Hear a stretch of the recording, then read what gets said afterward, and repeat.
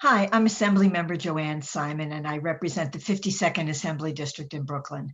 I'm a disability civil rights attorney who's faced more than my fair share of equal pay issues over my lifetime. I want to thank Power New York and Bev Newfield for organizing to highlight this really important issue.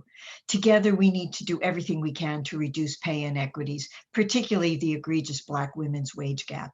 It's just unacceptable that Black women in New York lose nearly $27,000 a year, almost $1 million over their lifetimes, to this wage gap. By contrast, white women lose about $350,000 over their lifetime compared to white men. What Black women lost to the wage gap in 2020 could have paid for 18 months of rent or 2 years worth of groceries. Can you imagine that? 2 years worth of groceries. The systemic inequities that this perpetuates must be changed, and we need to be the people who change it. Now, one solution I can think of is universal child care. I think it's a basic necessity, and I'm really glad that our state budget moved the ball forward on this issue in this past year. Another necessity, I believe, is universal health care. So I think each of these is critical for women to thrive in the labor force. And of course, we need to provide greater support for women and minority-owned businesses.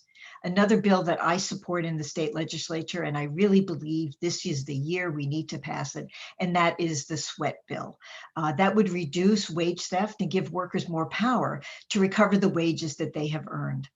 You know, consciousness and legislative action is really important, but it's not enough to close the wealth gap that Black women experience. Individual action is needed by those of us in a position of privilege.